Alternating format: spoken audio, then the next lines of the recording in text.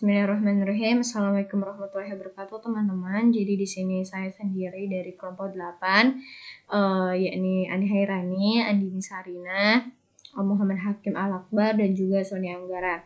Jadi yang pertama, kami akan membahas tentang pola dan penyebab kematian.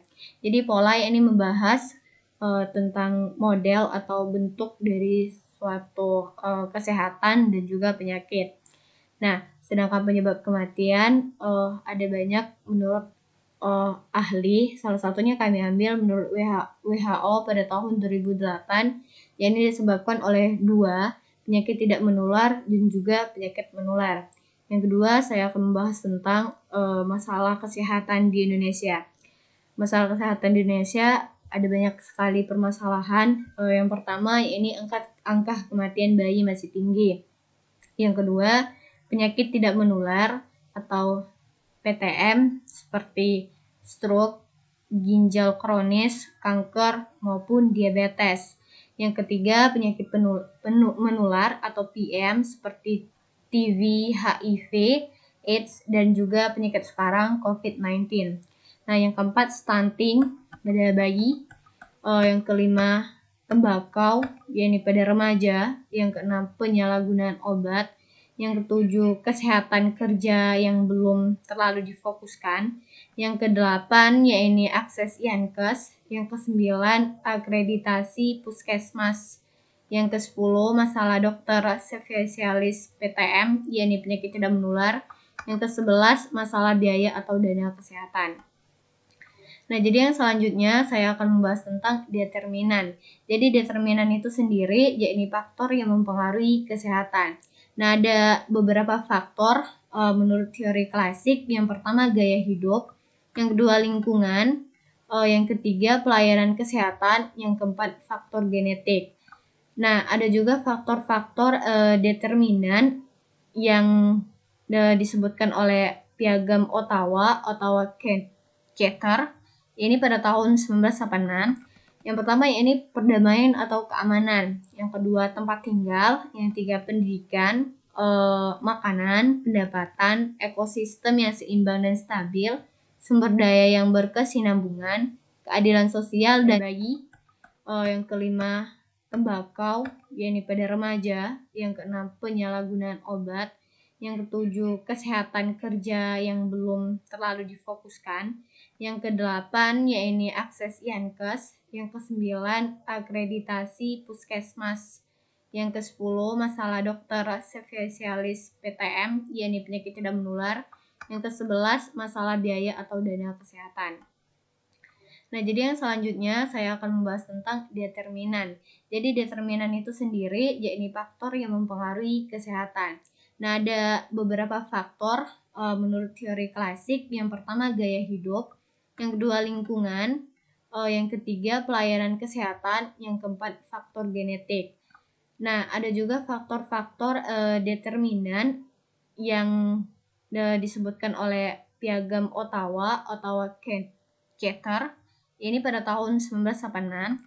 Yang pertama, ini perdamaian atau keamanan. Yang kedua, tempat tinggal. Yang ketiga, pendidikan, makanan, pendapatan, ekosistem yang seimbang dan stabil, sumber daya yang berkesinambungan, keadilan sosial, dan yang terakhir, pemerataan.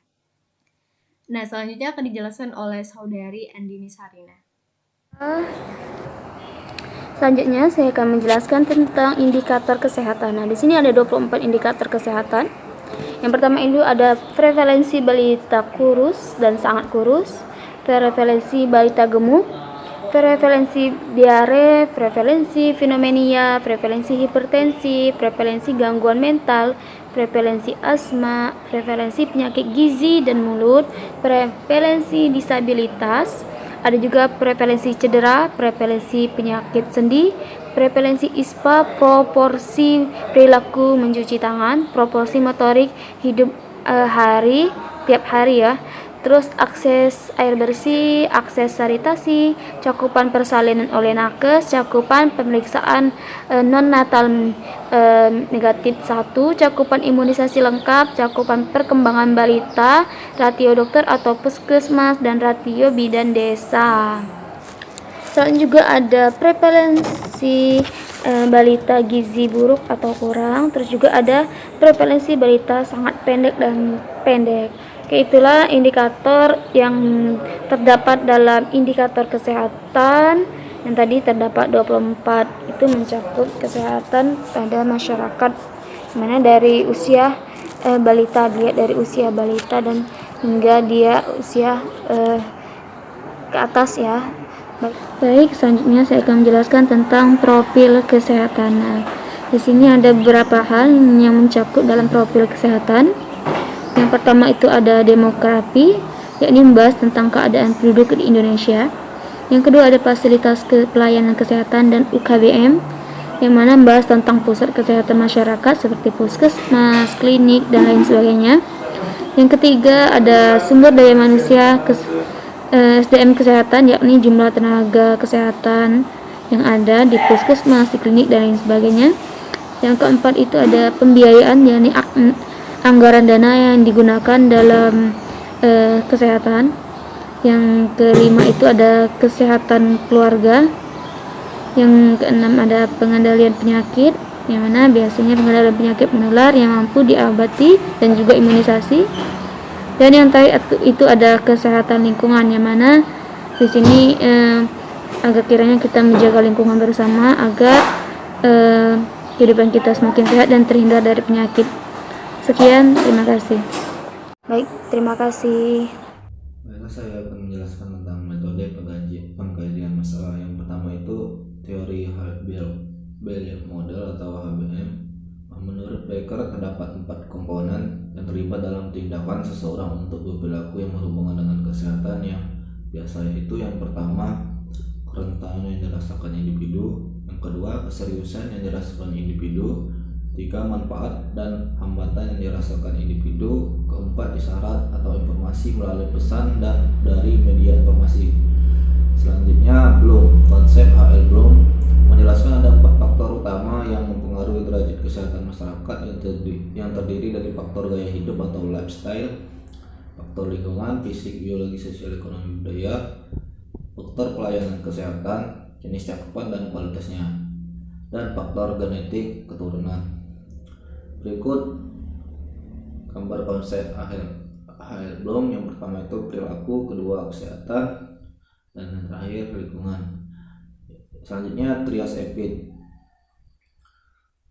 Trias epid adalah proses penuaan karsinogenesis pada kulit yang terjadi akibat faktor genetik dan lingkungan.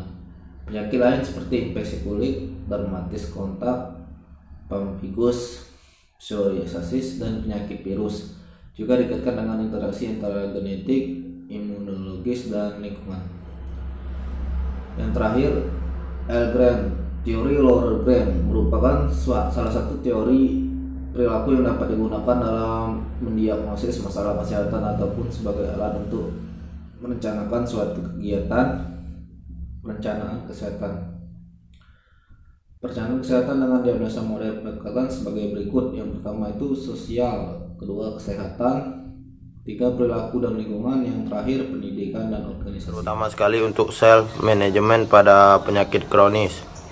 Yang kedua itu telenursing, dapat mengurangi biaya perawatan, mengurangi hari rawat di RS, peningkatan jumlah cakupan pelayanan keperawatan dalam jumlah yang lebih luas dan merata, dan meningkatkan mutu pelayanan perawatan di rumah atau home care.